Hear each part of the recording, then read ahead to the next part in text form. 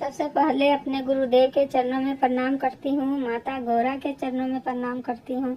गणेश कार्तिक दोनों भैया के चरणों में प्रणाम करती हूँ। जितना भी देवी देवताओं हैं उन लोगों को भी चरणों में प्रणाम करती हूँ। मेरा प्रणाम स्वीकार हो। और सब गुरु भाई और गुरु बहन के चरणों में प्रणाम करती हूँ। मेरा प्रणाम स्वीकार हो। तो दोस्तों, आज हम चर्चा कथा लाए हैं। सच्चा शिव चर्चा कथा है दोस्तों। कथा शुरू से अंत तक सुनिएगा।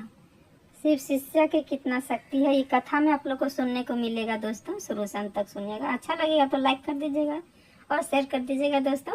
और कमेंट बॉक्स में जिसका भी आप जो भगवान को पूजते हैं, ज़्यादा मानते हैं, उनका भी लिखिएगा, कोई दिक्कत नहीं। और अगर मेरा कथा में कहीं अगर आप लोग को सही लगा, कहीं गलत, वो भी आप लोग कमेंट में लिख सकते हैं, बोल सकते हैं दोस्तों। तो जरूर लिखिएगा। जब कथा शुरू करने जा रहे हैं। एक शिव शिष्या थी। वो प्रतिदिन भगवान पर दया मांगती थी। जो 3 सूत्र है प्रतिदिन वो करती थी। पहला में है दया, दूसरा में चर्चा, तीसरा में नमः शिवाय करके प्रणाम है। तीनों सूत्र वो करती थी सुबह शाम। अपना घर के लिए सुख और शांति मांगती थी। मेरा घर खुश रखेगा, प्रभु शांति रखेगा, सब कुछ मांगती थी। उसका 2 बेटा था। 2 बेटा में थोड़ा बड़ा बेटा दुलार था, दुलरवा टाइप के, और छोटका बेटा उसका जो कहती थी सो सुनता था। तो बड़का जो था वो बिगड़ल था। दुलरवा के कारण से वो कुछ भी बात नहीं सुनता था।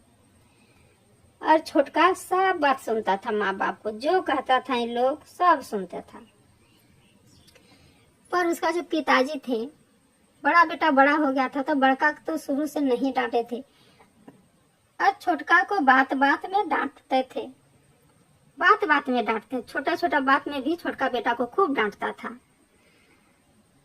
छोटका बेटा जो भी कमाता था माँ बाप को देता था। बड़ा बेटा कमाता था तो माँ बाप को थोड़ा सा पूछता भी नहीं था।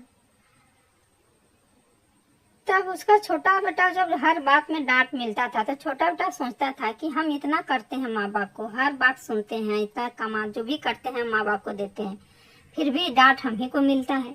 और जो भैया है, भैया को कुछ भी नहीं सुनने को मिलता है, हमको कहाँ मिलता है इतना। वो जो शिव शिष्या थी, उसकी माँ, वो अपना पति को बोलती थी कि नहीं बोलिए इतना, बेचारा हर काम सुनता है, जो बोलते हैं वो एक पैर में खड़ा रहता है, तो काहे इतना डांटते हैं, मत डांटिए। पर फिर भी वो डांटते थे अपना छोटा बेटा को और बड़ा बेटा को नहीं डांटते थे। वो बड़का बेटा मतलब किसी की बात सुनता भी नहीं था। तो ये देख देख के छोटका बेटा को बहुत गुस्सा लगा। ये सोच रहे कि जितना करो उतना हम ही को डांट मिलता है। तो अब नहीं, अब बर्दाश्त से बाहर हो रहा है। बड़का भैया वो तो करबो न करते हैं, फिर भी उसका हर कुछ सब खा पी के एकदम टंच रहता है, उसको कोई मतलब नहीं रहता है। और सब कुछ भी करो तो हम ही करते हैं, फिर भी हमको डांट मिल रहा है। अब बर्दाश्त नहीं होगा। ऐसा माँ और पिता को हमको अब नहीं भावेगा। अब वो मन में उसका छुटका को बहुत पाप वाला मन में चलने लगा। उसकी माँ थी, प्रतिदिन अपना घर के शांति के लिए भगवान से प्रार्थना कर रही थी प्रतिदिन। एक दिन छोटका बेटा का किया, एक तलवार पूरा अच्छा से सिला के धार बना के रखल था। बोला कि एक दिन में तो हम ऐसा पिताजी को, ऐसा बाप को हम मार के फेंक ही देंगे, जिंदा नहीं रखेंगे, मार के फेंक ही देंगे।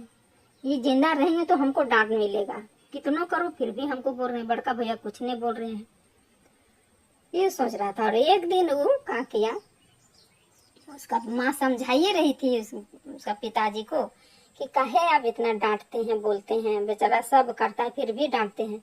और उसी दिन वो अपना पिताजी को मारने के लिए घात लगा के और दरवाजा के पीछे खड़ा था। और उसकी माँ जो उसका पिताजी को समझा रही थी कि मत इतना बोलिए, बेचारा को बोलते हैं, दुखी मन में रहता है, खाना नहीं खाता है गुस्सा से, काहे बोलते हैं इतना, मत बोलिए ना। तो उसका पिताजी बोलते हैं, तुम क्या जानेगी इसका लिए हमको कितना प्यार है, सो इसको हम किस लिए डांटते हैं तुम नहीं न जानेगी। बड़का को नहीं डांटे हैं तो कितना बिगड़ गया है, देखो कुछ करता है, कोई काम के वो नहीं है, और इसको डांट रहे हैं, ये सब कुछ ठीक है। ये सब कुछ ठीक है। सबसे मेरा प्यारा बेटा ये है, इस सबसे ज्यादा हम इसको मानते हैं। डांटते हैं हम, ऊपर दिल से डांटते हैं ताकि उसका जैसा नहीं बिगड़ ना जाए, इसलिए हम इसको इतना डांटते हैं। तुम समझो, सबसे अच्छा बेटा मेरा छोटका है, वो हर बात सुनता है, हर काम करता है मेरे लिए। तो हम इसको हम सबसे ज्यादा मानते हैं। हम अगर डांटते हैं ना तब ऊपर मन से डांटते हैं, अंदर से नहीं डांटते। अंदर से मेरा मन दुखता है जब इसको डांटते हैं तो, पर डांटना पड़ता है, क्या करें, बड़का नहीं डांटे हैं तो देखो बिगड़ गया है। जैसे इसका छोटा बेटा सुने ये बात, अपना जो हाथ में हथियार था फेंक दिया और दौड़ के घुस गए और मम्मी पापा के गले मिले और माफी मांगने लगे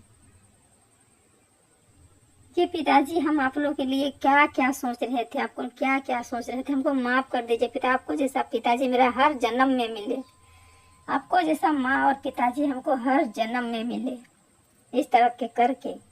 और मम्मी पापा को गले मिल गया और माफी मांगने लगा और सब कुछ ठीक हो गया।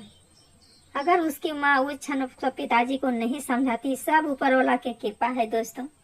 ऊपर वाला जान लिए थे कि आज लड़का अपना पिताजी को मार देगा, इसीलिए भगवान गुरुदेव उसका माँ को भेज दिए, जा समझाओ, तेरा बेटा आज निशाना लगा के बैठल है। और गुरुदेव उसकी माँ को उसका सामने भेज दिए कि समझा अपना पति को।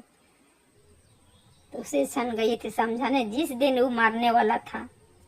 और नहीं, अगर उस दिन समझाने वो जाती अपना पति को तो उस दिन मार देता। तो सब बचाने वाले हैं गुरुदेव। गुरुदेव की शिष्या थी, प्रतिदिन दया मांग रही थी और वो बचा लिए अपना पति को।